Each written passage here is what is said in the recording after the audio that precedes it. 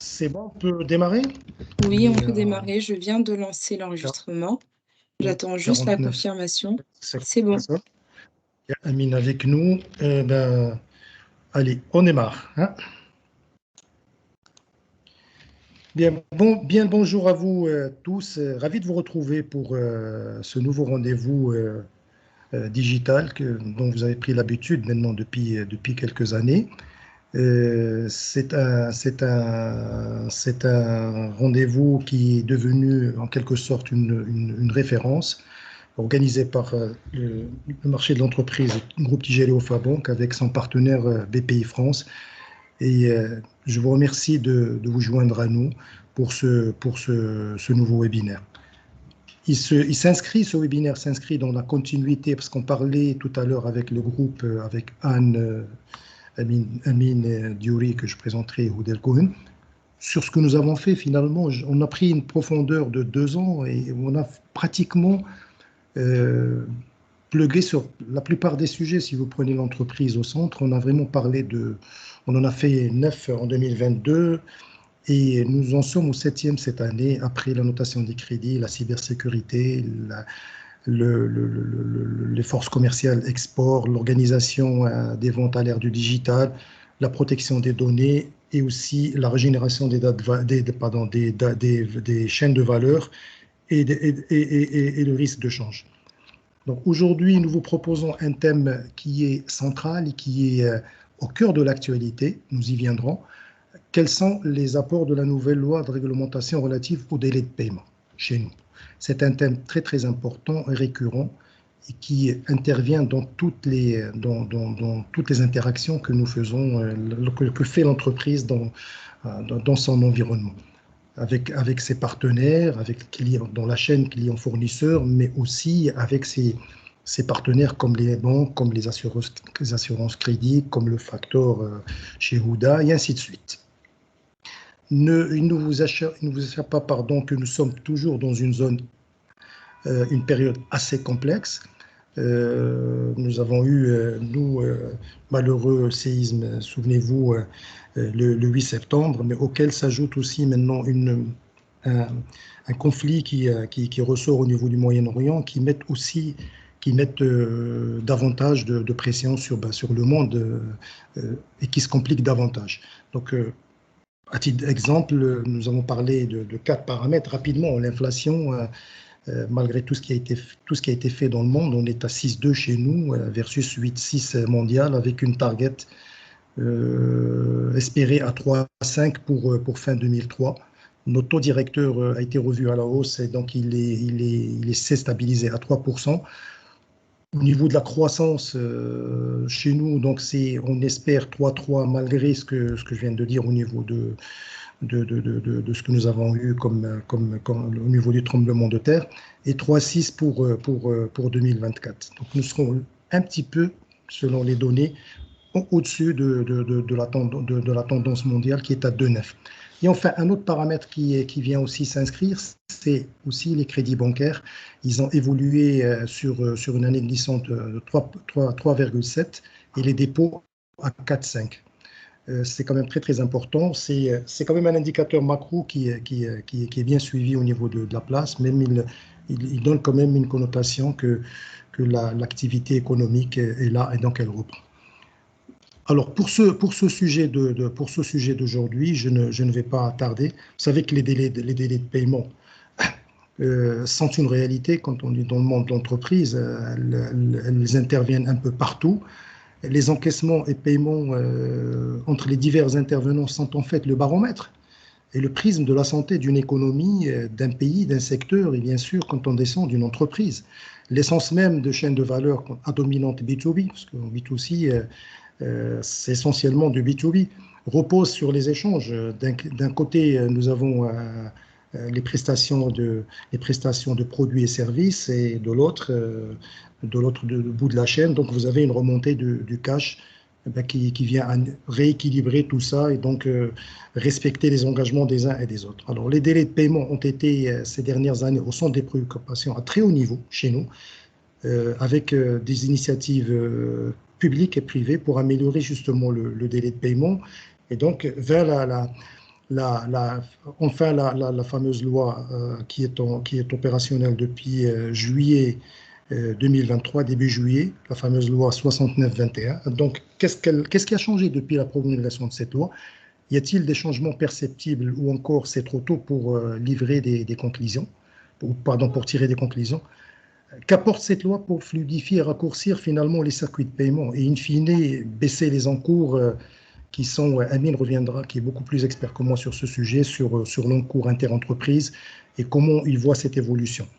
Et quel est l'état finalement d'esprit des entreprises aujourd'hui, celles qui sont concernées par les déclarations, et nos experts reviendront sur ce sujet, ou celles qui sont dans la chaîne de valeur. Et quelles sont les prochaines étapes et comment améliorer finalement cette relation client-fournisseur pour qu'elle soit la plus fluide et puis que les uns et les autres puissent travailler dans un cadre beaucoup plus serein. Pour en parler, nous avons l'immense plaisir d'avoir avec nous deux intervenants experts. Amin Diouri, qui n'est plus à présenter, qui est directeur d'études et communication au sein d'Inforisque, et Madame Houdel Cohen, directrice générale de la filiale du groupe Tijari Wafa Bank et Tijari Factory. Pour tenir cette conférence, nous avons prévu de laisser les intervenants pitcher pendant le temps qu'il faut, 40-45 minutes, et puis après on réserve autant de l'équivalent pour l'échange. Et sur ce sujet qui est important, et compte tenu de l'assistance, n'hésitez pas à remonter vos interrogations, votre point de vue et tout ça au niveau du chat. Nous nous ferons plaisir d'interagir avec vous. C'est le but d'ailleurs même de ces webinaires. Alors sans plus tarder, je cède la parole à Amine et Houda parce qu'elles vont intervenir ensemble sur cette présentation par jeu de rôle. Amine, il a eu la chance d'avoir été avec nous pratiquement une année, jour pour jour, c'était le 13 septembre, et on avait fait un webinaire sur justement le credit management avec deux autres intervenants.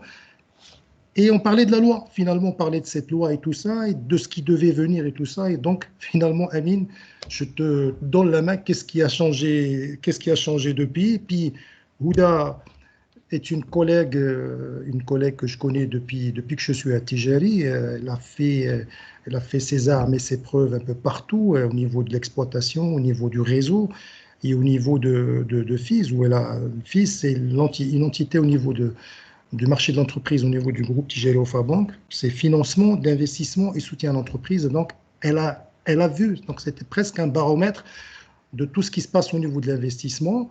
Et aujourd'hui, elle a pris la direction générale depuis quelques années, elle le dira elle-même. Donc, Houda et Amine, merci de vous joindre à nous pour ce sujet. Et je vous cède la parole.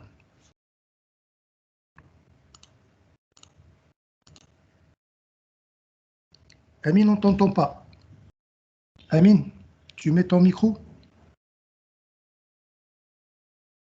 Amine? Voilà, ça devrait être mieux. Je pensais que c'était fait automatiquement. Pas de souci. Je te cède la parole, Amine. Vas-y. Ok, super. Merci beaucoup, Kamal, pour cette brillante introduction, brève et concise. Donc, effectivement, je suis Amine Diouri, je suis directeur études et communications chez Inforisk Dun & Bradstreet et j'ai l'immense plaisir de co-présenter, en tout cas de présenter avec Houda pendant près de 45 minutes donc cette présentation, ce webinaire qui est lié au délai de paiement. Alors, on aura deux objectifs pendant ces 45 prochaines minutes. Le premier objectif, c'est de parler de manière simple, synthétique sur cette loi sur les délais de paiement, qu'est-ce que ça apporte, quels sont les changements par rapport aux précédentes lois. L'idée, ce n'est pas non plus de rentrer dans des détails hyper techniques, on le voit bien, l'agenda est relativement serré par rapport à la prochaine déclaration, il y a beaucoup de questions qui se posent aujourd'hui sur la déclaration elle-même. L'idée, ce n'est pas d'apporter, je pense, d'apporter des réponses. Il y a des experts plus compétents que nous deux pour répondre à ça, notamment les experts comptables. Nous, on va essayer d'être hyper clair et synthétique sur la loi. Le deuxième objectif, c'est d'élargir notre propos et de dire la loi, c'est bien en matière de délai de paiement, mais il y a d'autres éléments qui rentrent en compte, Effectivement, Kamal a parlé dans son introduction de credit management, la sélection des clients en amont, etc. etc. J'en parlerai plus tard dans ma présentation. Et Ouda aura également l'opportunité, puisque voilà, d'en savoir un peu plus, vous aurez l'opportunité d'en savoir un peu plus sur le factoring et justement ce mode de financement, quel apport en matière de délai de paiement. Voilà, ça c'est l'idée de notre présentation. Je présente rapidement InfoRisk également. Donc, pour ceux qui ne nous connaissent pas, nous sommes data providers, c'est-à-dire que nous fournissons de la data aux entreprises justement pour leur permettre de prendre des décisions par rapport à leurs clients, leurs fournisseurs et de manière plus globale de répondre à 3 questions fondamentales qui sont: avec qui je travaille? Est-ce que mon client, est-ce que ma contrepartie est solvable? Et la 3e question, c'est quand est-ce que ma contrepartie, quand est-ce que mon client va me payer? Voilà, c'est l'objectif d'un data provider. On est également membre du réseau Dun & Bradstreet, donc le premier réseau mondial en matière d'information B2B. Et donc, nous aidons les entreprises aujourd'hui avec de l'information, des services à valeur ajoutée. Voilà, rapidement. Et puis, je cède la parole à Ouda pour qu'elle puisse également se présenter et parler d'Atijari Factoring. Merci Amine. Donc, tout d'abord, je vous remercie pour l'invitation à ce webinaire qui me permet d'intervenir sur un sujet d'actualité qui est au centre des préoccupations des entreprises qui doivent remplir donc leur télédéclaration fin de ce mois-ci. Donc, qu'elles soient en retard ou non, mais il faut justement les déclarer. Alors, peut-être avant de présenter Tijari Factoring Maroc, il serait opportun de faire un petit point sur l'affacturage mondial. Le marché de l'affacturage africain est encore peu mature et ne représente que 1% du marché de l'affacturage mondial. L'Europe est le plus grand marché de l'affacturage du monde avec une part de marché de près de 68%. Donc, les marchés sont très développés en France, en Espagne et d'autres pays européens avec des croissances de plus de 15% ces dernières années avec un taux de pénétration par rapport au PIB supérieur à 10%. Alors, le marché marocain, quant à lui, ne représente que 3% du PIB. Et on a encore de beaux jours de factoring devant nous, je dirais. Donc, par rapport donc, à Tijari Factoring Maroc, donc nous, on a plus quasiment 29 ans d'existence. On est une filiale détenue à 100% par le groupe Tijari Wafa Bank et nous proposons et nous offrons donc une offre complète de factoring qui vient du domestique à l'international. On gère plus de 17 milliards de factures. 10 milliards en factoring et 7 milliards pour le confirming. Nous avons une part de marché actuelle de 36% sur les créances acquises par affacturage sur le secteur public et privé. À noter que l'État avait bien utilisé le mécanisme d'affacturage pour le crédit TVA et le crédit IS, qui a rencontré un succès réel auprès des entreprises qui souhaitent céder les créances sur l'État. Nous sommes également membres de l'APSF, donc parmi plusieurs sociétés d'affacturage. Alors, on est au nombre de 8, dont 3 filiales. Le reste, c'est des départements de banque. Et on est également membre de FCI, qui est le plus grand réseau d'affacturage mondial, regroupant 372 correspondants. Et je rappelle que d'ici 2 semaines, il y a le meeting annuel de FCI, où il y aura pour la première fois à Marrakech l'événement qui se déroulera. Voilà, déjà pour la présentation de Tijari Factoring, et je te donne la parole, Amine, pour t'en dérouler. Merci. Merci Ouda. Effectivement, l'idée, c'est de commencer tout de suite par un état des lieux des délais de paiement. De quoi on parle quand on parle aujourd'hui de délai de paiement en termes de délai? Ce n'est pas un hasard si le délai de 120 jours maximum a été fixé, il passe de 90 à 120 jours. Je vous dirai pourquoi. Et par la suite, on verra qu'effectivement, le cadre légal sur les délais de paiement a été très évolutif parce qu'il y a eu différentes lois depuis 1996 et on va voir effectivement tous les changements qui sont intervenus entre-temps. Alors, quand on parle de délais de paiement au Maroc, donc ces chiffres effectivement sont tirés de l'Observatoire des délais de paiement, puisque nous travaillons avec la CEGEM dans le cadre de cet observatoire, et donc nous fournissons de la data sur les délais de paiement, justement. Il a été en moyenne de 213 jours en 2021, donc il y a eu une légère amélioration par rapport à la période Covid, mais 2020 était une année vraiment exceptionnelle. Ce qu'il faut retenir quand même en matière de délai de paiement, c'est que c'est surtout la TPE qui aujourd'hui souffre le plus de ces délais de paiement. La PME, l'AGE, elle, beaucoup moins. On voit que, par exemple, depuis 2014, l'évolution des délais de paiement est restée relativement stable. ce qui est le cas pour la PME, ce qui est le cas pour la GE. La GE, d'ailleurs, qui a un comportement de paiement qui est inversé, c'est-à-dire que la courbe fournisseur est au-dessus de la courbe client.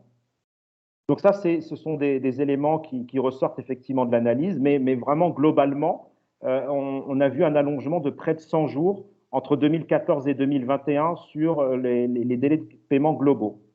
Quel impact ça a sur le crédit interentreprise? Il a augmenté de manière assez forte ces dernières années. Il a même dépassé les 400 milliards de dirhams avant la période Covid. Avec le Covid en 2020, il est un peu redescendu. Et d'ailleurs, on va faire le lien par la suite avec le financement, puisque s'il est repassé en dessous des 400 milliards, c'est qu'il y avait aussi du financement qui avait été accordé d'Aman Relance Oxygène et que les conditions d'octroi de ces prêts étaient liées aussi au fait de payer en temps et en heure ses fournisseurs, et donc ça a eu un impact sur le crédit interentreprise. Mais ça, on y reviendra par la suite. Qu'est-ce qu'il faut retenir par ailleurs par rapport à la question des délais de paiement? C'est un élément central aujourd'hui pour expliquer les différentes entreprises. C'est la première raison de défaillance d'entreprise aujourd'hui, c'est les retards de paiement. 40% des entreprises font face à des retards de paiement aujourd'hui.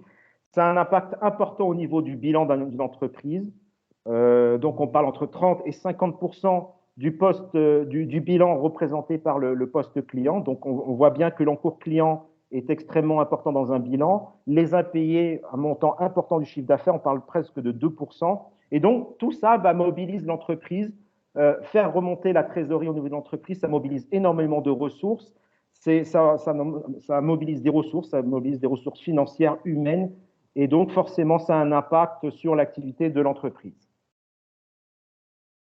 Alors, très brièvement, quand on parle de délai de paiement, il faut aussi en comprendre les causes. Il peut y avoir des causes exogènes, c'est-à-dire extérieures, disons, au phénomène lui-même, c'est-à-dire que ça peut être un phénomène conjoncturel, ça peut être par exemple typiquement la crise Covid, ça peut être des spécificités sectorielles, c'est-à-dire que certains secteurs ont des modes de fonctionnement qui font que le business model font que les délais de paiement peuvent être beaucoup plus longs. La loi a prévu de s'adapter justement à certains secteurs qui ont des délais de paiement beaucoup plus longs.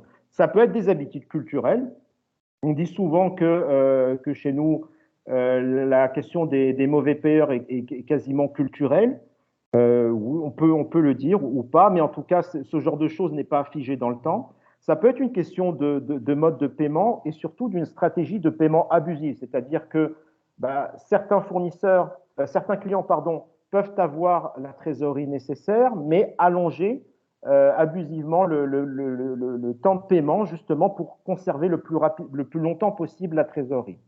À côté de ça, il peut y avoir des causes fonctionnelles, et c'est ça qui nous intéresse davantage, puisque là, c'est vraiment l'entreprise qui peut maîtriser ces facteurs et essayer, à travers la maîtrise de ces facteurs, d'améliorer les délais de paiement. Ça peut être un traitement administratif, le traitement administratif qui peut être lacunaire au sein de l'entreprise. Clairement, ça peut être une question de facturation, ça peut être une question de bons de commande, de contrats qui n'ont pas été émis dans des bonnes conditions. Ça peut être aussi des tensions de trésorerie chez l'entreprise, chez le client qui aura du mal à payer.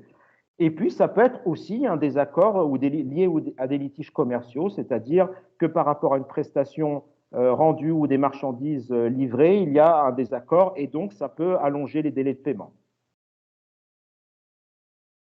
Alors, je reviens effectivement sur cette question du crédit interentreprise. On le voit bien, depuis 2010, il s'est allongé de manière conséquente. C'est presque 100 milliards de dirhams de plus entre 2010 et 2021, même s'il y a une légère amélioration.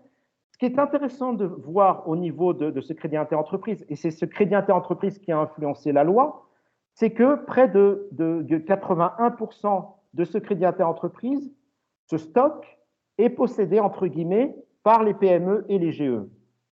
Donc, le problème, si on veut traiter la question en grande partie des délais de paiement, il faut voir comment l'améliorer auprès des PME et des GE. Et donc, effectivement, la loi a été faite de sorte qu'on commence justement par les grandes entreprises, puis les PME, puis les petites entreprises. Ce qu'il faut retenir également, alors, Par rapport à cette question du crédit interentreprise, quand on dit 400 milliards de crédit interentreprise, ça ne veut pas dire que c'est 400 milliards d'impayés. Bien au contraire, il y a une grosse partie des entreprises aujourd'hui qui respectent les délais de paiement. Même si on prend aujourd'hui la nouvelle loi 120 jours, c'est près de 66% des entreprises qui sont dans le cadre de la loi, qui n'auraient donc pas à payer des amendes par rapport à ce qui est prévu dans la nouvelle loi. Ça signifie donc que nous avons près de 34% des transactions qui sont en dehors du cadre légal, qui dépassent les 120 jours. Et donc, c'est sur ces 34% que la loi va agir et c'est sur ces 34% que les pénalités vont s'appliquer, sachant par ailleurs qu'on parle de l'application des pénalités sur les factures de plus de 10 000 dirhams. Alors, je repasse la main à Ouda qui voulait effectivement faire par rapport aussi à ce qu'elle observe par rapport à son activité, les délais de paiement qui sont observés dans le factoring. Alors, merci Amine. Effectivement, en fait, l'idée, c'est de faire une corrélation par rapport à notre échelle en tant que facteur, par rapport aux délais moyens par secteur d'activité. Donc, globalement, nous avons pris un échantillon de 50 000 factures sur l'année, sur lesquelles nous avons zoomé les secteurs d'activité et nous observons certes une amélioration des délais de paiement qui passent de 231 jours en 2021 à 128 jours en 2022. Donc, on n'est pas loin, en fait, finalement du seuil maximal que fixe la loi à 120 jours. Donc, déjà, par rapport à ça, donc, les sociétés qui ne respectent pas les délais qui sont maintenant imposés par la loi, et comme l'a dit Amine, de 34%. Mais certains secteurs d'activité, on le constate, observent des délais quand même de paiement assez significatifs. Je parle de poste et télécommunications, on passe également électricité, eau et gaz. Donc là, il y a typiquement des secteurs d'activité qui doivent se conformer à la loi en faisant un effort pour se structurer à l'intérieur et pouvoir donc mieux disons, faire des efforts pour pouvoir respecter les délais de paiement. Et la loi a commencé par les grands donneurs d'ordre, puisqu'ils réalisent un chiffre d'affaires supérieur à 50 millions de dirhams, voire GE. Et donc, je pense que c'est l'exemple. En fait, ces sociétés-là doivent donner l'exemple pour pouvoir par la suite dupliquer cette loi sur la PME et la TPE vers la fin de 2025. Voilà, donc c'est un petit échantillon des délais moyens observés au niveau de chez nous, au niveau d'un facteur. Merci beaucoup, Ouda. Donc, effectivement, tu as précisé les délais moyens observés. Alors, l'idée par la suite, c'est effectivement de rentrer dans le cadre de la loi 69-21. Qu'est-ce qu'elle dit précisément et par la suite, nous verrons justement quels sont les changements par rapport aux précédentes lois. Alors, déjà, ce qu'il faut bien retenir, c'est que le cadre légal, il est extrêmement évolutif. On a quasiment 4 lois sur les délais de paiement. La première, c'est la loi la plus générale, c'est la loi 1595 du Code de commerce qui a été promulguée en 1996 et qui fixait déjà un certain nombre de normes en matière de délai de paiement. La loi de 2011, la loi 3210, est venue rajouter des éléments supplémentaires par rapport à la loi 1595, est venue la modifier précisément sur un certain nombre d'éléments. On parlait à ce moment-là de délai de paiement de 60 jours quand le délai était non convenu entre les parties, 90 jours quand il était convenu entre les parties, et il précisait également l'effet générateur et le fait que les pénalités de retard seraient fixées par la suite par voie réglementaire. En 2016, une nouvelle loi, la loi 4915, est venue rajouter une couche supplémentaire en disant, en cas de litige, on désigne un médiateur. Cette loi a mis en place justement le cadre de l'Observatoire des délais de paiement qui est aujourd'hui opérationnel et pour laquelle il y a déjà eu 2 rapports qui ont été publiés. Je pense que le 3e est en cours. Et l'idée, c'était aussi de fixer un délai au-delà de 90 jours dans le cadre d'accords professionnels motivés par des raisons économiques sectorielles. Bon, pour ce qui s'est passé par la suite, c'est qu'effectivement, cette mesure n'a jamais réellement été appliquée, puisqu'à ma connaissance, il n'y a pas eu de secteurs qui ont obtenu en tout cas des délais de paiement spécifiques. Et puis arrive par la suite la loi de 2023, donc la loi 69-21, qu'on va voir plus dans le détail. Alors, qu'est-ce qu'elle dit cette loi? Elle dit déjà par rapport à un champ d'application qu'elle s'applique aux entreprises qui font plus de 2 millions de dirhams de chiffre d'affaires, personnes physiques, personnes morales. Premier constat qu'on fait par rapport à ce champ d'application, plus de 2 millions de dirhams de chiffre d'affaires, ça signifie qu'on exclut de fait de la loi plus de 80% des entreprises marocaines. Parce qu'effectivement, 80% de ces entreprises font moins de 2 millions. Donc, la loi, concrètement, elle s'applique sur 20% des entreprises. Deuxième nouveauté, c'est la question, l'allongement des délais de paiement. Donc, on passe, si le délai est convenu entre les parties, il passe à 120 jours au lieu de 90 jours.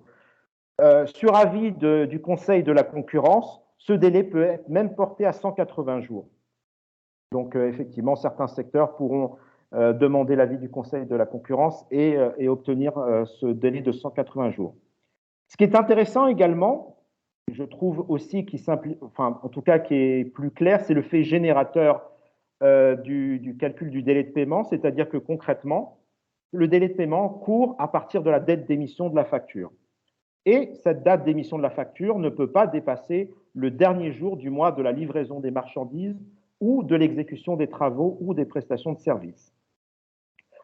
Autre grande nouveauté par rapport à cette loi, donc, c'est la déclaration trimestrielle électronique qui va être faite en tout cas le mois suivant la fin d'un trimestre, et la première déclaration aura lieu le 30 octobre prochain. Donc, on a vu ces derniers jours un certain nombre d'informations qui sont sorties par rapport au formulaire qui doit être rempli formulaire électronique qui doit être rempli par les entreprises, qui a été annoncé par la DGI.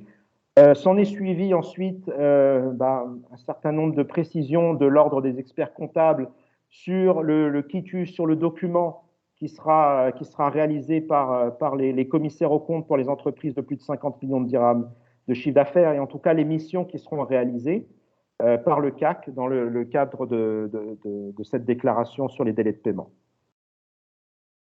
Ce que prévoit la loi, elle prévoit également des sanctions par rapport au délai de paiement qui serait au-delà des 120 jours légaux pour les factures de plus de 10 000 dirhams. Donc, qu'est-ce que ça dit concrètement? Que le premier mois va s'appliquer un taux d'environ 3% qui correspond au taux directeur de la Banque du Maroc, et chaque mois viennent s'ajouter 0,85% supplémentaire sur le montant des factures en retard. Ce qu'il faut retenir aussi, c'est qu'en cas de défaut de déclaration ou de retard de déclaration, il est également prévu, selon la taille de l'entreprise, des pénalités allant de 5 000 à 250 000 dirhams. Et toutes ces pénalités vont être collectées par la DGI et viseront à alimenter un fonds de soutien aux TPME. Alors, entrée en vigueur, on l'a vu, c'est progressif. Donc, depuis juillet, cette loi ne concerne que les entreprises de plus de 50 millions de dirhams de chiffre d'affaires. À partir du 1er janvier 2024, elles concerneront les entreprises entre 10 et 50 millions de dirhams de chiffre d'affaires. Et à partir du 1er janvier 2025, les entreprises, toutes les autres entreprises, c'est-à-dire celles entre 2 et 10 et supérieures. Donc là, on a vraiment essayé de synthétiser le plus possible les principaux éléments de cette loi 69-21. Alors, on le voit clairement, beaucoup de questions ont été soulevées par les grandes entreprises, celles qui sont amenées à faire leur déclaration au plus tard le 30 octobre. Il y a eu beaucoup de questions sur pêle-mêle, quid des factures de moins de 10 000 dirhams. Alors certes, est-ce qu'on les déclare même si on ne paye pas de pénalité dessus? Il y a un certain nombre de questions qui sont sorties. Le visa commissaire aux comptes, qu'est-ce que ça doit comprendre? Donc, heureusement, l'ordre des experts comptables a précisé effectivement la mission qui va être réalisée, qui va être une mission de vérification de la concordance des déclarations qui vont être faites. On parle d'une mission de plus de 15 jours, avec le coût qui est associé, évidemment. Alors, évidemment, par la suite se posera la même question à partir de janvier prochain pour les PME entre 10 et 50 millions, et puis surtout pour les entreprises entre 2 et 10 millions. Mais bon, voilà, toutes ces questions se poseront par la suite, et c'est pour ça que j'ai dit dès le début que ce n'était pas l'objectif. On n'est pas là tout de suite pour répondre à toutes ces questions. Je pense que les réponses vont venir progressivement, puisque la DGI est en train de rédiger un document sur cette loi sur les délais de paiement pour répondre précisément à toutes ces questions. Et dès que ce document sera là, on aura les idées un peu plus claires par rapport au côté opérationnel de cette loi. Donc, à voir par la suite. Alors, quels sont les changements majeurs à attendre par rapport à la loi 69-21? Bon, déjà, on le comprend, on le voit clairement, c'est que c'est un changement de paradigme, de philosophie par rapport aux précédentes lois. Les précédentes lois, il y avait un client, un fournisseur, et les deux réglaient leurs conflits entre eux, entre guillemets, via l'application de pénalités qui, en réalité, n'ont jamais été appliquées, puisqu'on était dans un rapport de force entre une grande entreprise et une petite entreprise ou une moyenne entreprise, et donc forcément, le rapport de force était toujours défavorable par rapport aux fournisseurs, en tout cas la petite entreprise, et donc les pénalités n'étaient jamais exécutées.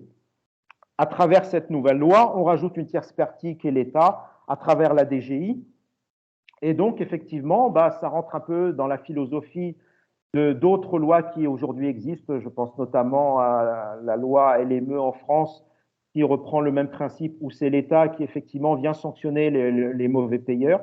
Et je pense que c'est mieux effectivement que l'État soit partie prenante dans cette question des délais de paiement. Alors, on dit, alors, il y a deux façons de voir cette question des 120 jours aujourd'hui légaux, maximum. Il y a ceux qui disent, à juste raison, qu'on allonge les délais de paiement, on les allonge de 90 à 120 jours. Et c'est vrai, je l'ai dit tout à l'heure, sur près de 66% des transactions, on respecte le cadre de la loi et en fait, on allonge la durée légale de la loi. Donc pour celle-là, pour les entreprises qui restent dans ce cadre légal, on allonge de 30 jours supplémentaires le paiement. De l'autre côté, si on voit le côté positif de la loi, on se dit, bah oui, mais aujourd'hui, le délai réel, il est de 220 jours. Si on tient compte des délais de TPE, l'idée, c'est de se rapprocher, de partir de 220 jours et de se rapprocher des 120 jours. On peut voir aussi le verre à moitié plein et se dire, bah non, on regarde les retards les plus importants et on essaye de se rapprocher du délai maximal. Donc effectivement, il y a le côté positif, on essaie de diminuer le délai réel qui est aujourd'hui très important. Le côté négatif, c'est qu'effectivement, on allonge le délai légal de 30 jours supplémentaires, ce qui peut avoir aussi un impact sur un certain nombre d'entreprises. Alors, l'autre changement majeur, c'est un changement de mindset. Je parlais au début d'habitudes culturelles. On le voit bien sur ce graphe. Les délais de paiement sont très disparates selon les régions, selon les pays. Europe du Nord version Europe du Sud, ou même si on prend le côté méditerranéen, c'est-à-dire si on prend le Maroc et qu'on regarde l'Espagne, le Portugal, la Bulgarie, un certain nombre de pays, on voit que il y a quand même une certaine homogénéité sur les régions, les zones géographiques. Et donc, clairement, la question des délais de paiement peut être considérée comme culturelle.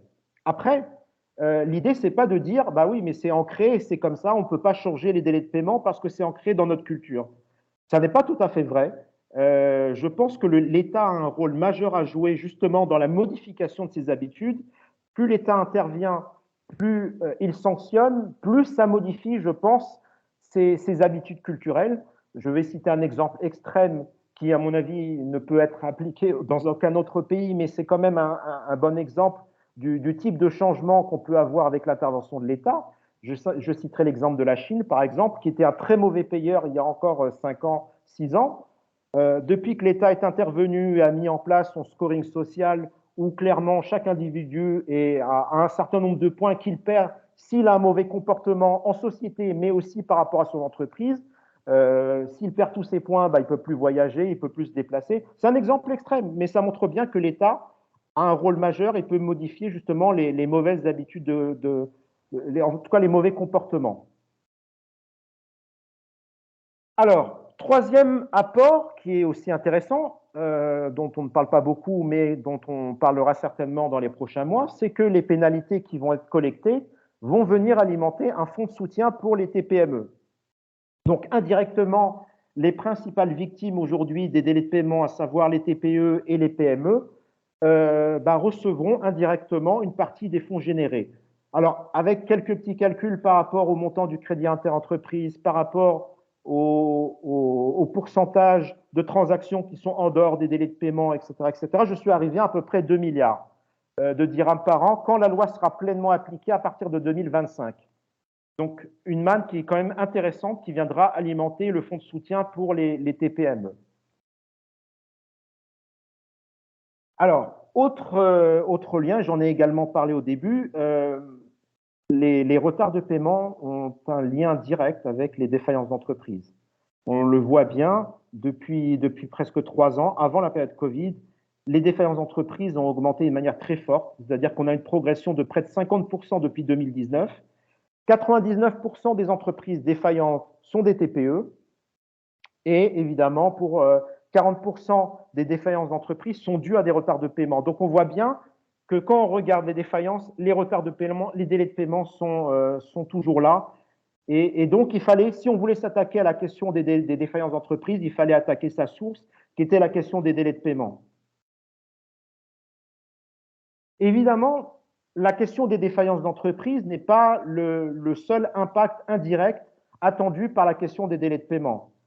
On améliore les délais de paiement, plus de cash qui rentre dans l'entreprise, c'est évidemment moins de défaillances, c'est aussi des emplois qui sont non détruits, c'est aussi pour des entreprises des emplois créés, ça peut être aussi de l'investissement, parce qu'aujourd'hui, quand on parle d'investissement, il est porté essentiellement pour près de 2 tiers par l'investissement public et seulement 1 tiers l'investissement privé. Et encore dans ces 1 tiers, on parle uniquement des grandes entreprises. Plus de trésorerie dans les caisses des très petites entreprises et des moyennes entreprises. Ça peut être aussi une croissance de l'investissement privé auprès de ces catégories d'entreprises. Ça peut être aussi un accès plus facile au financement, parce qu'effectivement, des structures financières, des hauts de bilan plus sains, forcément, va engendrer plus de financement auprès de ces cibles. Et évidemment, à travers tout ça, l'État doit aussi pouvoir s'y retrouver en matière de collecte d'impôts, que ce soit l'IS, la TVA, les autres impôts. Donc, on espère que tout ça va se concrétiser, mais en tout cas, on attend au minimum que se réalisent en partie ces éléments. Alors, on a parlé de la loi, on a vu les principaux changements. L'idée, c'est de dire que maintenant, effectivement, la loi, c'est bien, mais pour une entreprise, ça n'est pas tout. Pour une entreprise, il y a d'autres façons d'attaquer cette question des délais de paiement. Il y a évidemment la partie du credit management, on va rentrer dans le détail dans quelques instants, et notamment à travers le prisme de la data, mais ça peut être aussi vu d'un autre côté, du côté du financement de factures, qui peut être un formidable accélérateur en matière de délai de paiement. Et Ouda vous en parlera plus dans le détail que moi par la suite, juste après moi. Alors, évidemment, je n'ai pas besoin de vous expliquer que le credit management, c'est un certain nombre d'éléments, c'est déjà un process, c'est des workflows, c'est comment les différents départements travaillent en interne entre eux, les commerciaux, la direction financière, le credit management, le recouvrement. Il y a un certain nombre de règles qui sont fixées. Plus c'est efficace, plus le recouvrement sera accéléré. Après, il y a aussi la question de la technologie. Quel outil vous utilisez? Est-ce que vous avez des ERP? Est-ce que vous avez d'autres plateformes technologiques qui vous aident justement à mieux gérer la partie recouvrement? Il y a la partie data interne. Aujourd'hui, dans votre entreprise, vous collectez un certain nombre d'informations du marché, de vos clients.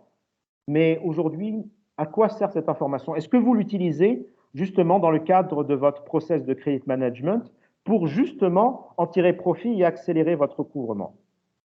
Et le dernier point dont je voulais parler, c'est effectivement avoir accès à d'autres types d'informations, de la data externe provenant de data providers, justement avec l'idée d'avoir un maximum d'informations sur, en amont, le prospect, le futur client. Est-ce qu'il est solvable? Avec qui je travaille? Est-ce qu'il va me payer en temps et en heure? Ce sont les trois principales questions et je vous les repose aujourd'hui, maintenant. L'idée, c'est de répondre à ces trois questions. Donc,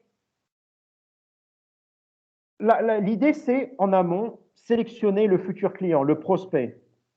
C'est identifier ce partenaire, négocier avec lui l'octroi de crédit. Concrètement, est-ce que je le fais payer tout de suite, ce futur client, ou est-ce que je lui octroie des délais de paiement? Mais pour ça, il faut que je me base sur un certain nombre de critères, sur un certain nombre de data, sur des data signalétiques sur le secteur, la géographie, la taille de l'entreprise. Ça peut être sur des scores de défaillance, score de solvabilité, sur des dirigeants. Est-ce que mon futur client il a des actionnaires qui sont stables? Est-ce qu'ils n'ont pas planté d'autres entreprises? Est-ce qu'il y a des événements juridiques ou judiciaires liés à ces entreprises? Auquel cas, je vais faire attention. Quel est le comportement de paiement de mon futur client? Est-ce que c'est un bon comportement de paiement? Est-ce que c'est un mauvais comportement de paiement? Et auquel cas, j'ai intérêt à ne pas accorder de crédit. Donc, la question des délais de paiement, elle se pose en amont, au moment même de la sélection du futur client. Elle se pose ensuite quand il a signé avec vous. Et là, effectivement, l'idée, c'est de surveiller votre portefeuille.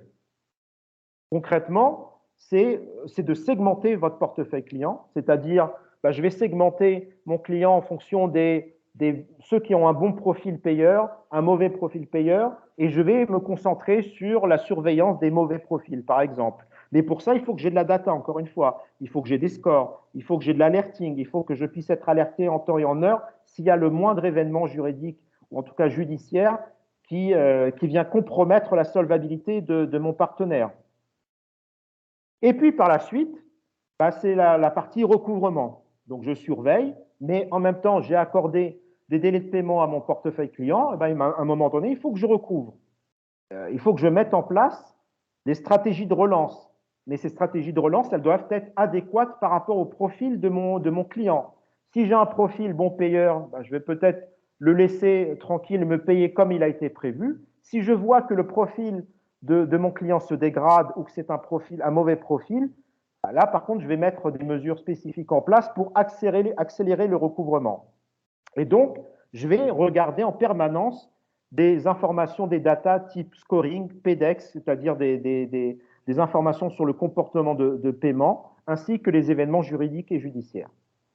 Donc, vous le comprenez parfaitement, l'idée c'est de dire, il y a la loi, il y a la data, et la data également a son rôle à jouer justement dans la réduction des délais de paiement dans une optique opérationnelle pour l'entreprise.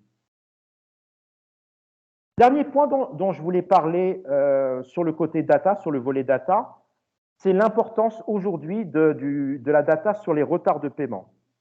Aujourd'hui, nous avons mis en place un programme qui s'appelle le DoneTrade, justement, qui vise à collecter de la data spécifique sur les retards de paiement et qui donne de l'information à jour sur le comportement de paiement des entreprises. Et aujourd'hui, nous pouvons donner de l'information sur plus de 27 000 sociétés marocaines et nous avons plus de 300 000 factures collectées tous les mois. Et donc, on a de la data fraîche et à jour sur cette data retard de paiement qui est extrêmement importante quand on doit prendre une décision par rapport à un prospect, par rapport à un client et le comportement qu'on doit avoir par rapport à lui.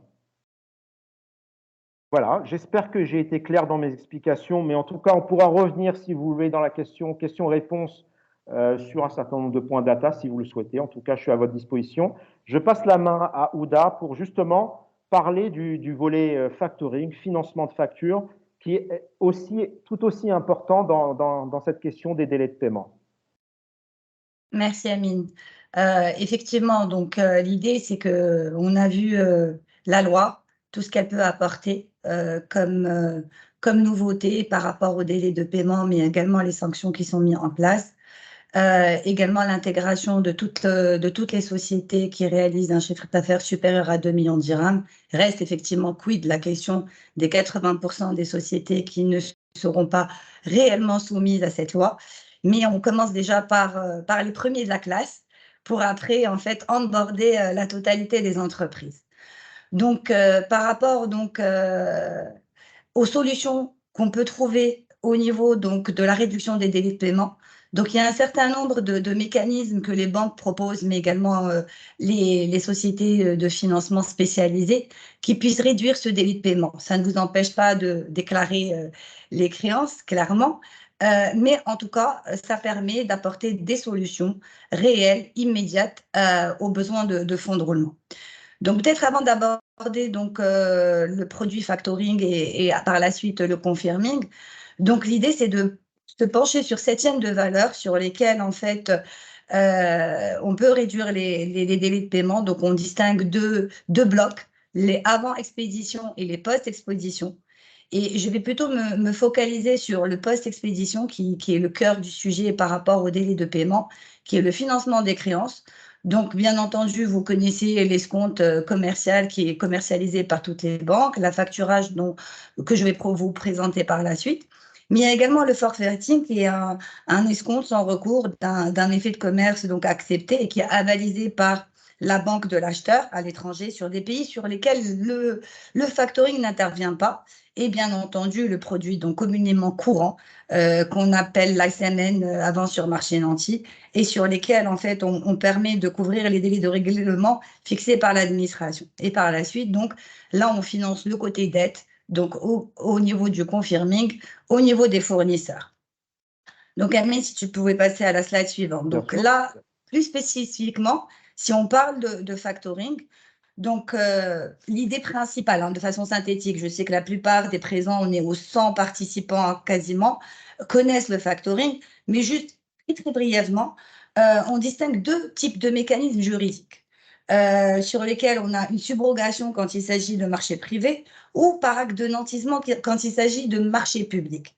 Donc, typiquement, dans les deux cas, le facteur devient propriétaire des créances. Donc, il se substitue au client et donc, il assure le recouvrement concomitamment. Alors, je dirais bien concomitamment avec l'adhérent parce que le recouvrement, c'est un vrai sujet de préoccupation dans les sociétés et c'est vraiment un casse-tête chinois. Donc, l'idée, c'est vraiment de le déléguer, certes, mais je dirais ensemble parce que les clients ont cette capacité de persuasion qui est là.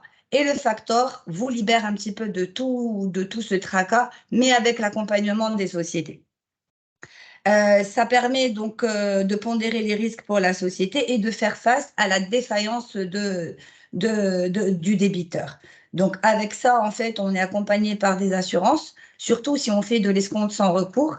L'idée, c'est que, in fine, quand vous cédez la créance, vous vous débarrassez de cette créance de façon, en tout cas, immédiate pour bénéficier d'un BFR. Donc, la slide d'après, Amine. Donc, les avantages du factoring sont nombreux, indépendamment du financement. L'idée, c'est aussi de se protéger contre les factures impayées, d'alléger la gestion du post-client et également de diminuer les conséquences des retards de paiement. Et indépendamment de ça, le factoring permet aussi, grâce à un certain nombre d'outils, dont InfoRisque, le crédit de bureau, mais également les assurances, elles nous donnent des informations sur la qualité du débiteur sur lesquels, en fait, vous cédez ces créances-là. Donc, typiquement, un facteur, quand vous lui présentez une facture ou un lot de factures à financer, en amont de tout cela, nous nous renseignons sur la solvabilité du débiteur, sur sa capacité à payer en temps et en heure, et également nous mettons les moyens nécessaires pour qu'on puisse recouvrir finalement ces créances-là en temps et en heure. Mais bon, ça c'est, je dirais ça entre guillemets. Donc, ça c'est pour ce qui concerne le factoring. Après, là, on s'est penché vraiment sur la question des clients.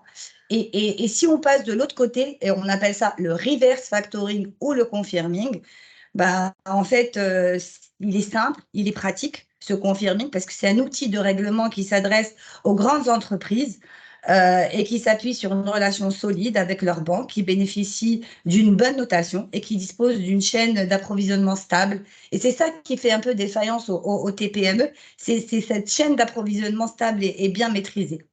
Alors, ceux-ci, donc, les donneurs d'ordre, ils disposent d'un compte fournisseur important et souhaitent donc remédier aux insuffisances des moyens classiques de paiement, chèque, effet ou par virement. Et c'est aussi un avantage pour eux parce qu'ils sont dans une démarche RSE. Ils essaient d'onboarder tout l'écosystème fournisseur pour mieux, finalement, être approvisionnés et aider par la même occasion les fournisseurs à se financer.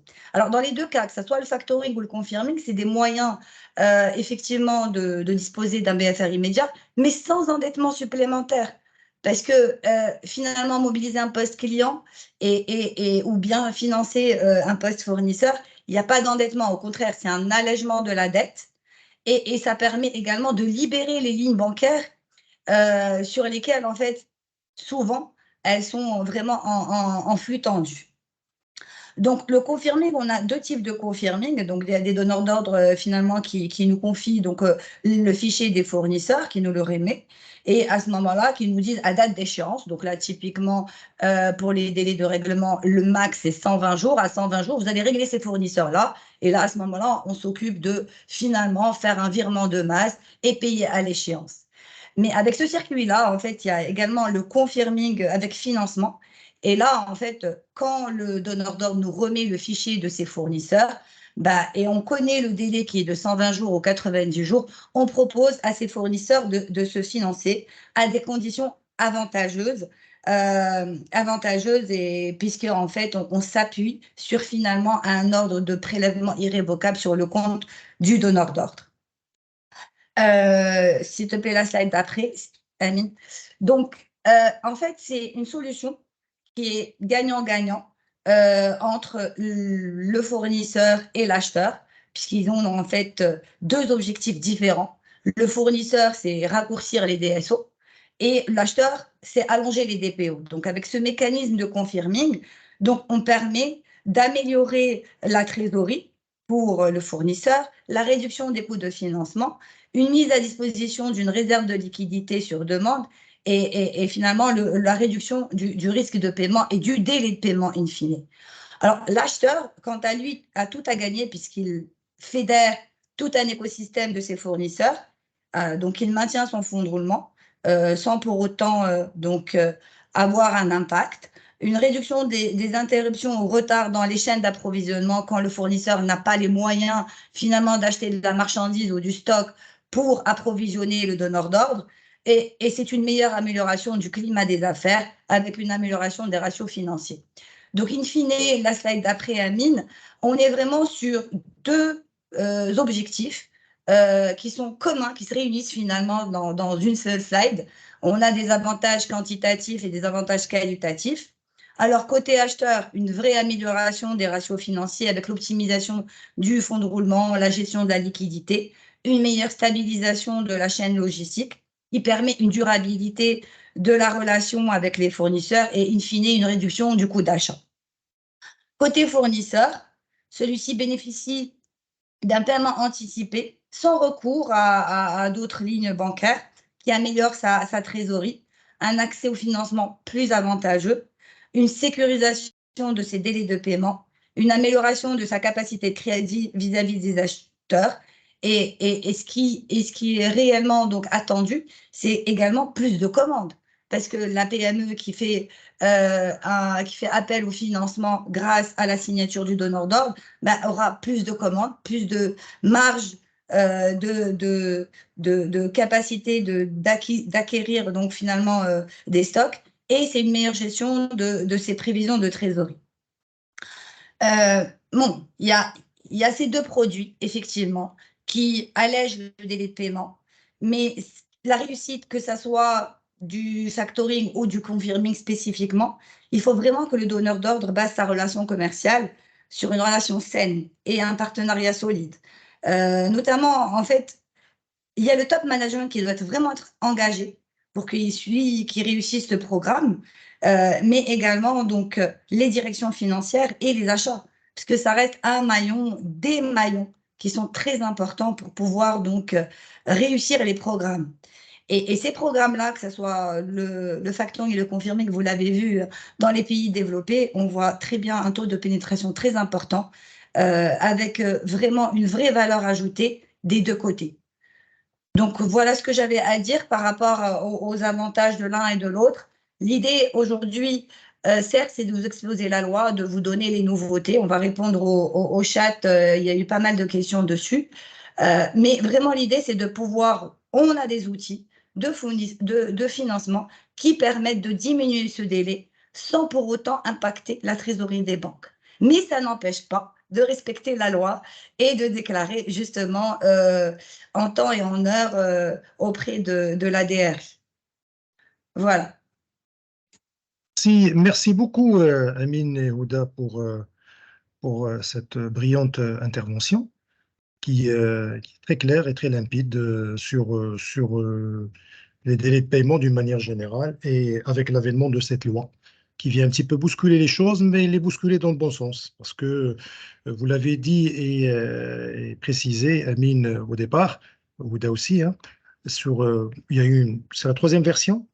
Sauf que cette version, il y a l'État qui intervient et un fait inédit, c'est que c'est l'entreprise qui s'autodéclare finalement. Parce que dans la loi, il n'y a pas le fournisseur. Ça veut dire qu'on part d'abord, dans l'esprit des rédacteurs de cette loi, c'est qu'il y a une confiance qui s'installe au niveau du marché. Je suis une entreprise qui a un chiffre d'affaires supérieur ou égal à 50 millions de dirhams, donc je m'autodéclare. Je paye automatiquement mes factures, mes amendes et tout ça, si j'ai des factures qui sont en retard au regard de la loi.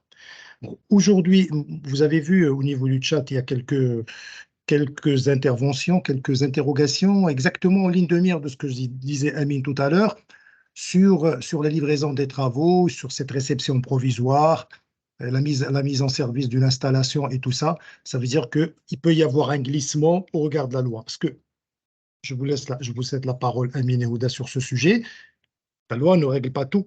Vous l'avez dit tout à l'heure, hein, le droit, enfin, le code du commerce prévaut, et donc la relation classique, elle prévaut. Donc il y a malheureusement, bon, il y a les arbitrages et tout ça qui vont. Mais est-ce que la loi va aussi régler ça, ces réceptions? Parce qu'on disait, puis je reviens à Ouda sur une question très importante, parce qu'on avait échangé avec toi sur ce sujet.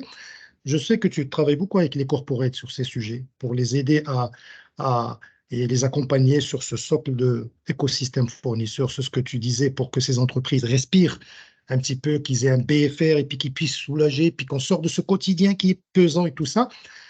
Je sais qu'elles ont aussi des choses à faire chez elles. Amine le disait tout à l'heure, pour remettre à plat entre les achats, entre les finances, entre les marchés concernés, tout ça, pour que vraiment cette fluidification rentre dans les mœurs et que le reverse factor soit vraiment un produit d'appel comme les autres. Amine, Ouda, je vous cède la parole sur ce sujet. Et on revient. Alors, bon, sur la question de la facturation, et j'ai cru comprendre que derrière la question, c'était aussi la fameuse zone grise dont on parle souvent. C'est-à-dire que dans l'explication, on a fait une explication de texte qui est toute simple. Et ce que je disais, c'est qu'effectivement, en termes de formulation, la formulation est simple, l'application est beaucoup plus compliquée.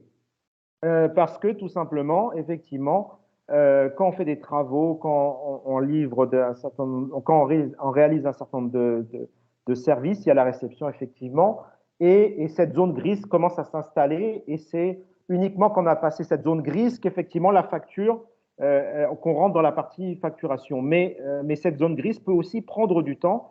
C'est quelque chose qu'aujourd'hui on ne maîtrise pas encore. En termes de délai, on n'est pas capable de dire, bah voilà, cette zone grise, elle prend aujourd'hui 1 mois, 2 mois, 3 mois, et ça allonge d'autant cette question des délais de paiement.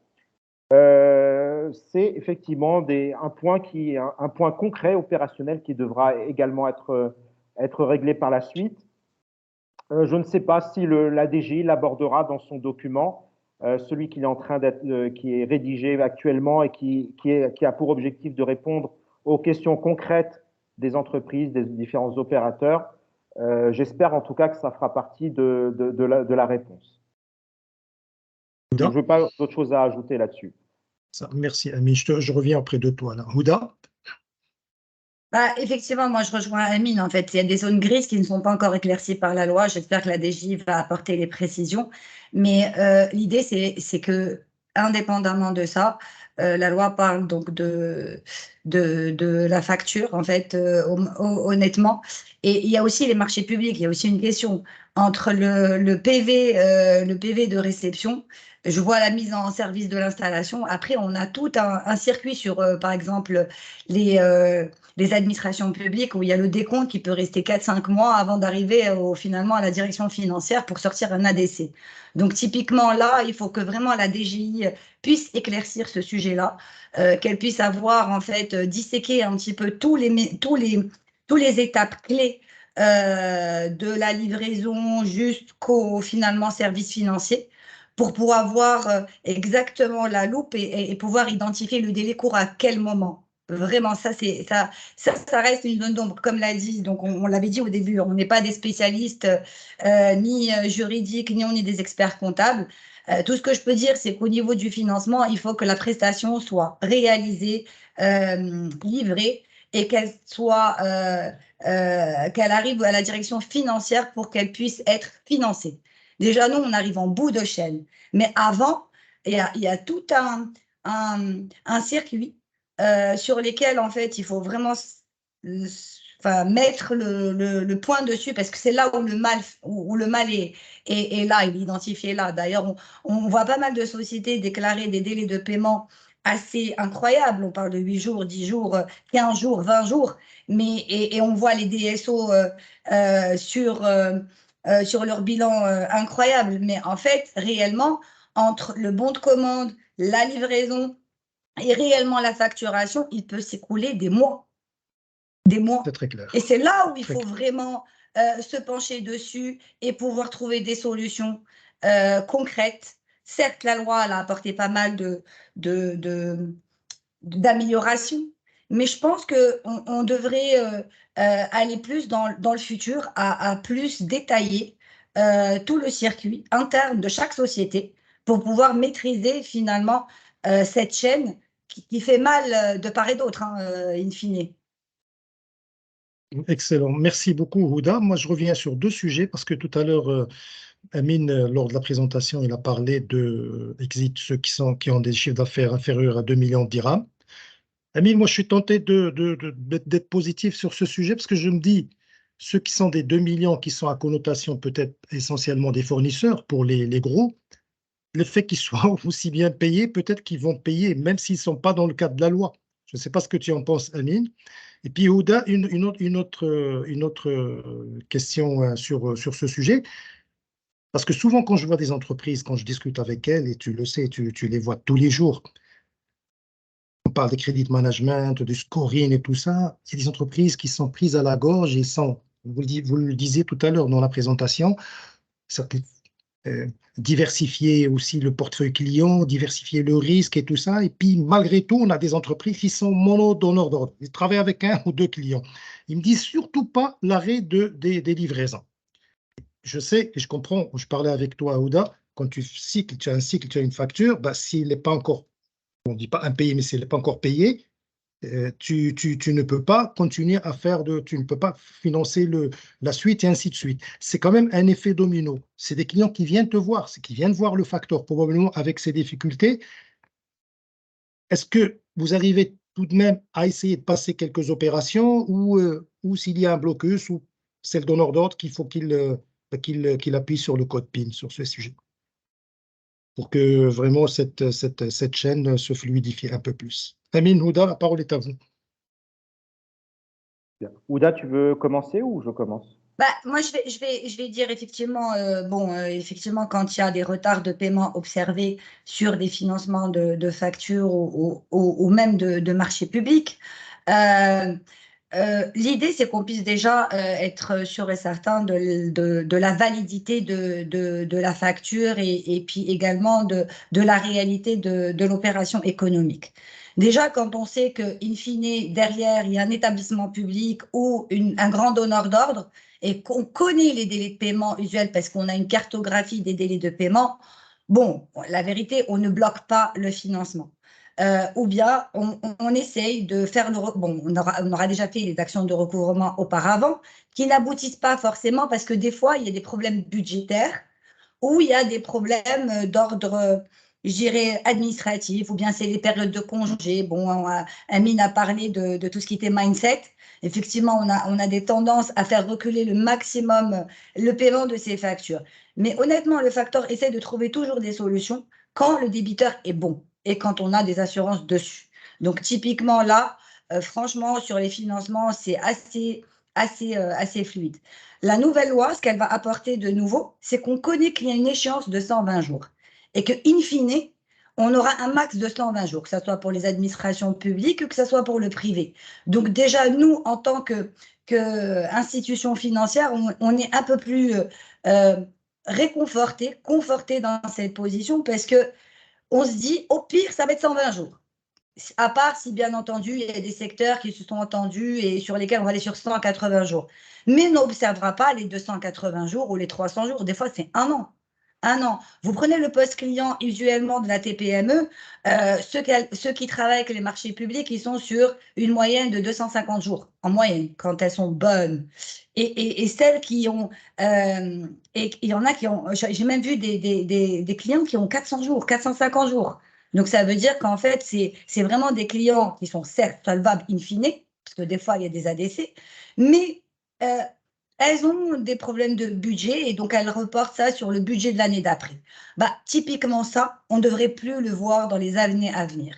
Et ça pourrait améliorer la rotation des financements plus rapidement. Et donc, du coup, on sera sur un cercle vertueux, dynamique, et qui permet donc de fluidifier les échanges commerciaux et donner plus comme tu disais Kamel, beaucoup plus d'oxygène aux sociétés par justement l'introduction de cette nouvelle loi.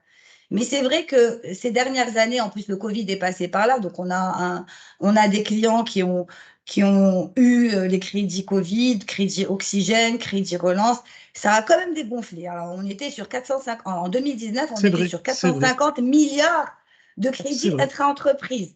Presque 30 ou 40 milliards de dirhams qui sont venus baisser d'autant l'encours, effectivement. Justement, et là, on est 475 milliards. Donc, les crédits sont là pour accompagner les sociétés, leur donner de l'oxygène. Avec cette nouvelle loi, nous espérons que ça accentuera cette diminution des délais de paiement et permettre aux sociétés, finalement, de travailler sereinement. C'est ça, en fait. Ce que le plus important, Ouda, pour finir ce que tu dis et pour te redonner la parole sur cette question, j'imagine le quotidien de l'entreprise. Parfois, quand on parle des conditions, oui, des assurances, parfois le plus important quand il vient, le petit dirigeant d'une entreprise qui fait des travaux pour David contre Goliath et tout ça, lui, ce qu'il veut, c'est de l'argent, parce qu'il a besoin de trésor. Il a un cycle, et il a des salariés, il a des ouvriers, il a des choses comme ça, et il ne peut pas arrêter son marché. Et c'est ce que je dis, moi, aux donneurs d'ordre. On est vraiment, tu le disais tout à l'heure, typiquement dans la RSE. On ne peut pas demander à une petite entreprise qui a un marché chez un grand donneur d'ordre de faire tout ça, de respecter le cahier de charge et tout ça, alors que la personne passe la moitié de son temps à aller chercher de la trésor. Ça, tu le vois certainement au niveau de tes équipes. Oui, tout le temps. Tout le temps, ben voilà. Tout le temps. Tout le temps. Amine, on te recède la parole sur le sujet de ceux qui ont des chiffres d'affaires inférieurs à 2 millions de dirhams. Même s'ils sortent du scope, on se dit si elles sont en majorité fournisseurs, ben, c'est qu'il y a quelque chose. Si elles ont de la trésor, ils ont commencé à payer, peut-être que ça va s'assainir par le bas, je ne sais pas. Qu'est-ce que tu en penses? En fait, c'est très simple. En fait, si elles sont exclues, c'est déjà compte tenu de leur taille, et surtout, ces TPE sont aujourd'hui les principales victimes des délais de paiement. C'est-à-dire, quand je parlais de 220 jours de délai de paiement, c'est justement ces très petites entreprises qui font moins de 2 millions de dirhams de chiffre d'affaires. Donc, normalement, cette loi doit leur être bénéfique. Ça, à mon avis, c'est relativement clair. La loi vise les principaux donneurs d'ordre, enfin les très grosses entreprises, les ETI et les PME, celles qui travaillent justement avec ces très petites entreprises qui, aujourd'hui, ont besoin d'oxygène, ont besoin de trésorerie pour survivre et pour faire baisser, aujourd'hui, ce qu'on observe, c'est-à-dire c'est une augmentation de manière régulière. Je parlais de 47% d'augmentation des défaillances d'entreprises entre 2019 et 2023, et c'est à 99% des TPE. Donc, aujourd'hui, cette loi, elle est faite concrètement pour aider ces très, très petites entreprises. Maintenant, si on reste dans l'application de la loi elle-même, la question que je me pose par la suite, c'est qu'est-ce qui va se passer, quid de ce qui va se passer en 2025, au 1er janvier 2025, pour les entreprises qui vont réaliser entre 2 et 10 millions de dirhams de chiffre d'affaires. Il va falloir penser à des process de déclaration qui seront beaucoup plus allégés que par rapport à ce qui est fait actuellement. Parce que je vois mal parce qu'une entreprise qui fait moins de 10 millions de dirhams de chiffre d'affaires, ça reste quand même une petite entreprise. Je vois mal une petite entreprise demain payer une mission d'audit, un expert comptable 15 jours avec les coûts associés. Donc, à mon avis, la question, elle se pose, à mon avis, pour les autres catégories d'entreprises. Donc, à mon avis, les vrais problèmes, enfin, en tout cas, les vraies questions, elles devront être réglées, à mon avis, pour la prochaine déclaration qui aura lieu en janvier prochain. Et donc, ça, sur la grande entreprise. Et à partir d'avril, pour l'entreprise qui fait pour le nouveau segment. Exactement. Le nouveau segment qui va rentrer. Exactement. Et là, d'autres questions se poseront et qui devront être réglées d'ici là parce qu'aujourd'hui, clairement, si je pose le coût d'une mission d'expertise comptable qui va durer plus de 10 jours, ça a un chiffre, ça a un coût et tu dois le faire 4 fois par an. Forcément, il faut, à mon avis, qu'on ait des réponses assez rapides là-dessus. Et puis, une autre question, Amine, sur j'imagine, dans le mindset d'une entreprise, maintenant, quand ils font les déclarations, l'objectif d'une entreprise, c'est d'avoir le minimum possible de factures non réglées, pour ne pas dire impayées, ou ayant un retard de paiement. Ça, c'est aussi pour les entreprises, les grosses structures, les corporates, c'est aussi un indicateur sur le niveau du marché quand on dit euh, c'est un mauvais payeur. Je sais qu'ils n'aiment pas trop ça, je les connais. Donc elles feront tout. C'est une bonne chose, je dis. Mais aussi, est-ce que cette loi, finalement, euh, elle va aussi rééquilibrer un petit peu le rapport des forces entre ces donneurs d'ordre et ces fournisseurs, parce que on prend un fournisseur, c'est un sujet global. On parle de la préférence nationale, on n'est pas dans le souverainisme, la réindustrialisation, le sourcing, tous ces sujets. On parlait de la nouvelle charte d'investissement avec tout ce qui doit se faire et puis ces chaînes de valeur qui doivent se régénérer. Est-ce il n'y aura pas ce rééquilibrage où on va peut-être voir émerger finalement des entreprises qui suffoquaient, finalement, elles vont mieux souffler et peut-être, pourquoi pas, des champions régionaux après.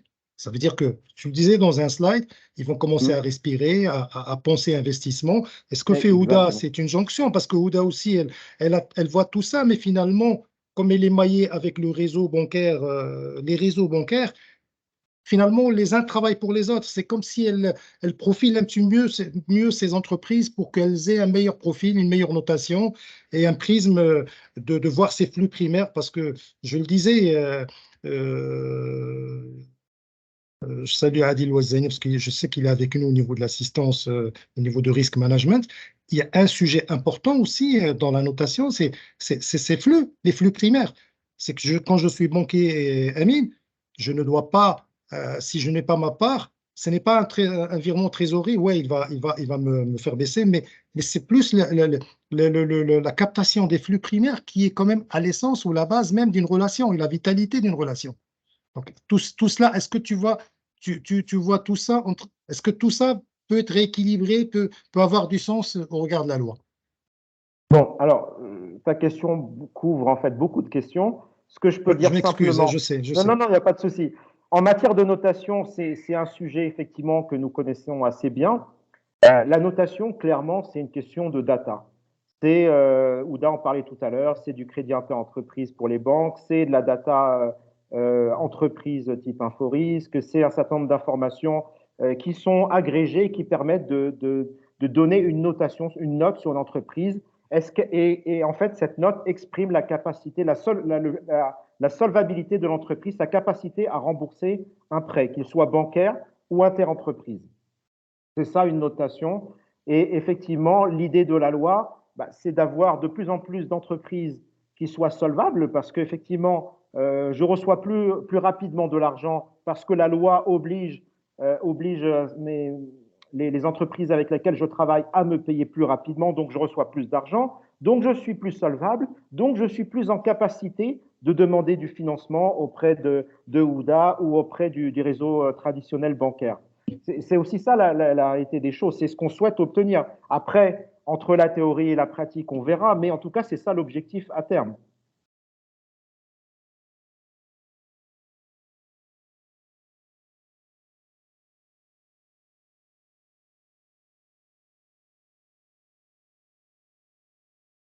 Bon, et puis, en attendant que Kamal soit de retour parmi nous, donc il avait aussi posé une question sur les conséquences macro, disons, de la loi, et je reviendrai un petit peu dessus. Aujourd'hui, on constate une chose au niveau des entreprises marocaines, c'est que très peu arrivent à passer des stades différents, c'est-à-dire qu'on a très peu de très petites entreprises qui deviennent des moyennes entreprises, qui deviennent des ETI, qui deviennent des GE. Les passages sont très difficiles, voire quasi inexistants aujourd'hui. Une amélioration des délais de paiement avec les effets induits attendus, c'est-à-dire plus de trésorerie, plus d'investissement, plus d'emplois, une entreprise qui grossit. Alors évidemment, le chiffre d'affaires est lié aussi au marché sur lequel on travaille. On peut travailler sur le marché marocain, mais avoir une vision plus large et grandir plus rapidement. Et donc, effectivement, permettre à un certain nombre d'entreprises aujourd'hui de passer un stade supérieur en termes de croissance, de devenir demain une PME, et puis après-demain une ETI, et peut-être demain d'avoir un nouveau champion national dans un secteur donné qui va tirer l'investissement, qui va tirer la croissance, qui va tirer l'emploi. C'est tout le mal qu'on souhaite pour cette nouvelle loi. Et en tout cas, l'idée, c'est d'aider quand même une très grosse partie de cet écosystème d'entreprise. Je le disais, on est quand même à plus de 90% sur de la très très petite entreprise. Et donc, c'est aussi celle-là qu'il faut aider majoritairement pour déjà qu'elle survive et deux, qu'elle puisse grossir demain. Ouda, je ne sais pas si tu veux ajouter autre chose. Non, moi, la vérité, moi, je te suis dans ton discours. Effectivement, il y a très peu de sociétés qui évoluent de manière, en tout cas, croissante et qui deviennent de TPE en grande entreprise, sauf cas exceptionnel. Après, moi, je dirais que la nouvelle loi, en tout cas, elle a le mérite d'exister. Elle a le mérite de cadrer des relations commerciales et d'équilibrer le rapport de force entre le grand donneur d'ordre et l'entreprise et la TPM. Parce que c'est vrai que c'était un jeu quand même déséquilibré, compte tenu de la position dominante du donneur d'ordre ou du corporate ou de la grande entreprise. Et il y avait une pression inéquitable. Moi, honnêtement, en fait, je me pose la question parce que moi, autour de moi, j'ai vu pas mal de clients ces derniers temps qui sont en train de renégocier leur délai de paiement, qui était habituellement de 60 jours ou 90 jours et qui tombe à 120 jours. Et c'est quand même encore une position dominante que je constate actuellement. C'est vrai que le cadre, il est là de la loi, mais quand je vois autour de moi des entreprises qui renégocient au lieu de 60 jours contractuels à 120 jours, tout ça pour pouvoir donc échapper aux sanctions et aux déclarations, tout en rassurant le fournisseur en disant oui, on va mettre le cadre contractuel de 120 jours, mais je vais vous payer à 60 jours, 90 jours. Il y a des biais qui sont inhérents un petit peu à cette mise en place de la loi. Il y a des rapports de force qui existeront toujours, je le pense, honnêtement, même à l'étranger, ça existe. Je voyais dans les chats, bon, je sais plus, le chat, ça a disparu, mais on disait, oui, en cas de facture litigieuse, qu'est-ce qu'on fait? Est-ce que le compteur s'arrête? Oui, il s'arrête si le dossier est chez le juridique. Mais moi, je constate qu'actuellement, en fait, souvent, le litige qu'on appelle, nous, des malentendus, des fois entre entreprises et clients, dire qu'en fait, il y a de l'amiable d'abord, avant de passer au litige ou au contentieux ou au tribunal. Donc, du coup, il y a aussi encore des zones d'ombre. Bon, moi, c'était pour un peu répondre à la question qui était au chat, mais qui a disparu. Qu'est-ce qu'on en fait? Le délai courtier toujours? Ou est-ce qu'on s'arrête dans le délai? Est-ce qu'on doit passer systématiquement par la justice alors que 90% des accords se font finalement à l'amiable, certes, entraînant le délai, mais in fine, on permet d'être payé à temps, enfin à temps, en temps voulu. Mais si on rentre dans le circuit de la justice, est-ce que ça ne va pas prendre beaucoup plus de temps? Donc moi franchement, on a beaucoup de questions. L'idée, c'est déjà très de vous clair. donner un aperçu du côté nouveauté de cette loi. Partager avec vous également nos pistes d'amélioration, que ce soit pour la data ou que ce soit pour le financement. Et je pense que dans les prochains jours, on aura des décrets d'application beaucoup plus détaillés qui nous permettront donc de répondre en tout cas plus précisément aux questions. Merci beaucoup. Vous m'entendez? C'est bon? Oui, oui. Oui, on a essayé de meubler avant que tu Merci. nous Oui, rejoignes. non, mais je m'excuse, j'ai eu un petit souci. Mais il y a Adil Ouazani qui parle aussi des incertitudes sur, par exemple, tu le disais tout à l'heure, Amine, sur, par exemple, un secteur comme BTP où les délais sont longs. Est-ce que cette variable, est-ce qu'elle est pertinente pour la notation? Une autre variable alternative. Ça veut dire que est-ce qu'il y aura des secteurs dans la loi? Est-ce qu'on, comme tu le disais, par exemple, la DG est en train de plancher sur tout ça. Est-ce qu'on va avoir des variantes finalement parce qu'on a des secteurs qui ont des cycles assez longs et qui sont connus? Alors, en matière de notation, différents, alors que ce soit, on parle de score de défaillance, de solvabilité, en tout cas des scores entreprises, l'idée c'est d'avoir évidemment plein d'indicateurs qui sont pris en compte. Le secteur en fait partie, la santé financière en fait partie, les événements liés à l'entreprise, tout ce qu'on peut collecter comme information sur l'entreprise est pris en compte, les retards de paiement, etc., etc. Évidemment, le côté sectoriel et notamment les spécificités sectorielles sont prises en compte. C'est-à-dire que si on est dans un secteur qu'une entreprise paye, imaginons, à 180 jours, mais que la moyenne sectorielle, elle est de 180 jours, on ne va pas pénaliser une entreprise qui est dans la norme de son secteur. C'est clair, c'est très clair. Puis il y a une autre question, enfin une autre intervention, quelqu'un qui dit l'idéal est que l'État partage une partie de la data afin de permettre à l'entreprise marocaine d'avoir le risque de contrepartie. Pourquoi ne pas se baser pour créer leur propre modèle de scoring? On en parlait, Amine, je pense que le workflow qui est fait par l'État et qui est à la base des autodéclarations, il est pour la DGI déjà. Je pense que il y a quand même il y a un secret professionnel et ce n'est pas pour dire, ah oui, dans la vindicte au niveau public, ah oui, telle entité ne paye pas bien et tout ça. Je ne pense pas que c'est dans l'état d'esprit de la loi. Je ne pense pas. Effectivement, mais la question, elle est pertinente. C'est-à-dire qu'aujourd'hui, l'État, la DGI va collecter une information qui est hyper pertinente en matière de retard de paiement. Après, c'est vrai que la DGI, son métier, c'est pas de faire des scores. Il y a d'autres acteurs qui sont aujourd'hui capables de le faire. Voilà. Moi, je pense que la question, elle est pertinente et que s'il y a moyen de partager cette data, pourquoi pas? Mais évidemment, oui. Est-ce que par exemple je sais pas moi, des banques, les fonds d'investissement, les assurances crédit peuvent avoir accès à ces données ou tu ne penses pas? C'est une question. Je suis en train Là, non, non, de faire un closing avec une contrepartie. J'ai envie de voir si elle paye bien. Je ne sais pas. Je pose la question. C'est une question ouverte. écoute, ça rejoint ce que je viens de dire, c'est-à-dire que pour moi, effectivement, cette information, elle est très pertinente pour un certain nombre d'acteurs privés qui travaillent aujourd'hui avec les entreprises. Alors, tu as cité le cas des banques, des assureurs, mais ça peut être aussi des entreprises comme des data providers dont la Oui, data est bien le sûr. métier. Donc, oui, bien sûr. Pour moi, c'est une évidence que s'il y a moyen de travailler sur cette data, elle sera extrêmement profitable à l'ensemble du marché. Eh bien, merci beaucoup pour vos interventions. Un mot pour conclure, Rouda, puis Amine, sur ce sujet. Je sais qu'il y a beaucoup de choses à dire, mais Ouda, je t'en prie, je te laisse. Rouda, Écoute, moi je dirais tout simplement qu'en fait, cette loi apporte des nouveautés par l'intégration de la DGI dans le circuit et par les différentes différentes étapes et les process pour onboarder les prochaines étapes pour les entreprises de moindre taille. Ce n'est pas, moi je dirais que c'est une première étape. C'est la troisième loi. Il y a une première, une deuxième qui ne se sont pas appliquées. Là, on est sur la troisième. Moi, j'espère qu'elle soit appliquée de façon, en tout cas, rigoureuse pour permettre en fait un meilleur climat des affaires, pour pouvoir drainer davantage d'investissements, parce que c'est aussi l'image du Maroc à l'international. C'est aussi une question de notation du pays à l'international.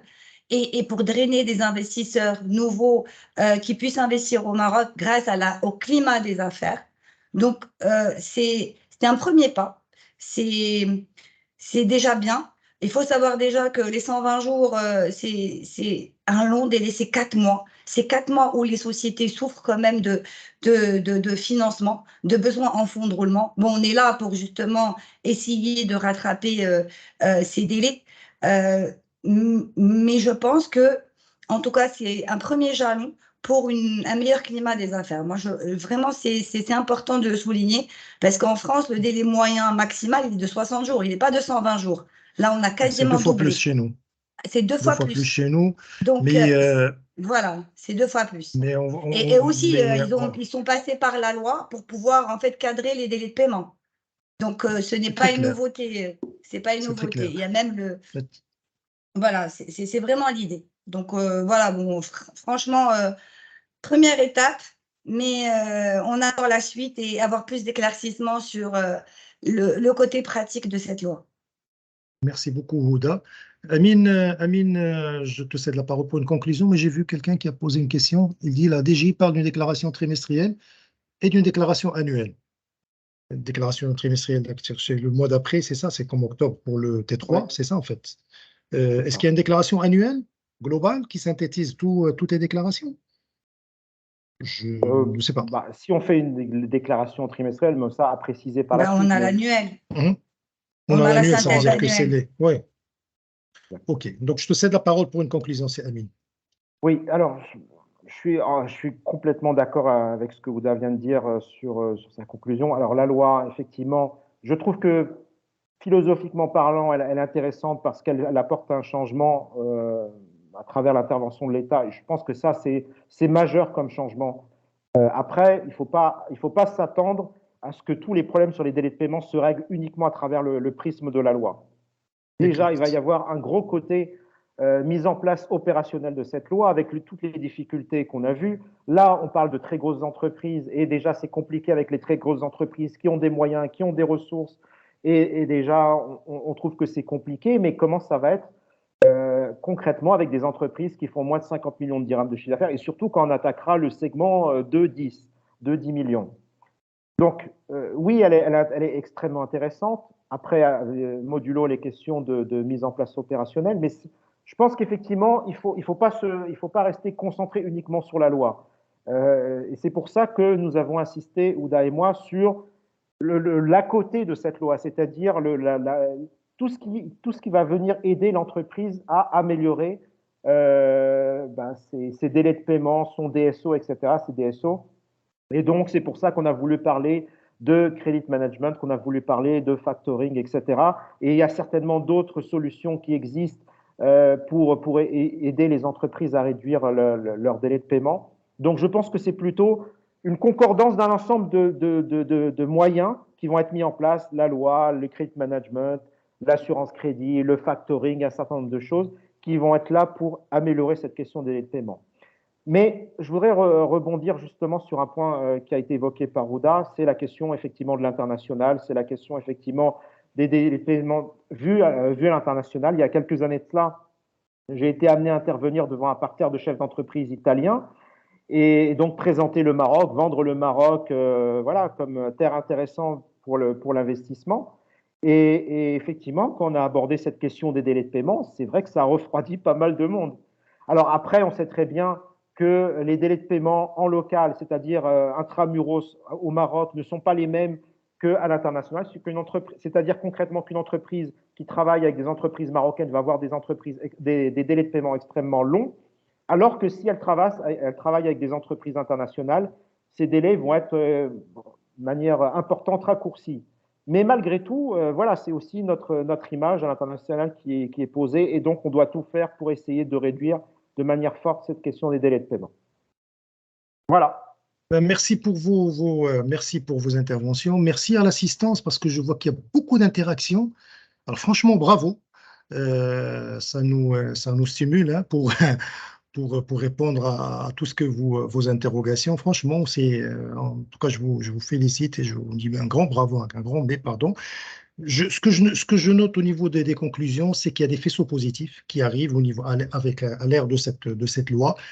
Il faut travailler sur tous les sujets, vous l'avez dit. Il y a la loi, elle fixe un cadre, il y a un champ.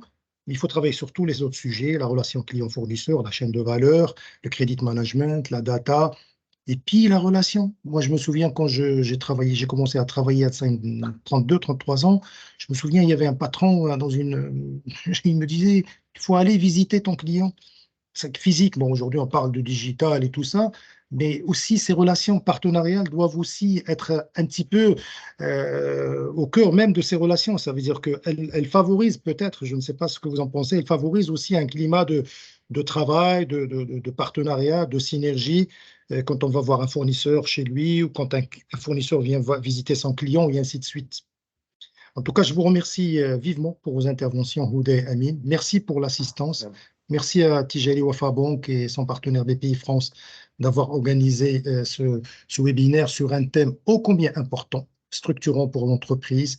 Merci beaucoup et on vous donne rendez-vous pour un prochain webinaire, Inch'Allah. Merci beaucoup. Merci Houda, merci Amine. Merci beaucoup. Merci Aja, merci Anne, merci Olivier. Au revoir. Au revoir. Au revoir.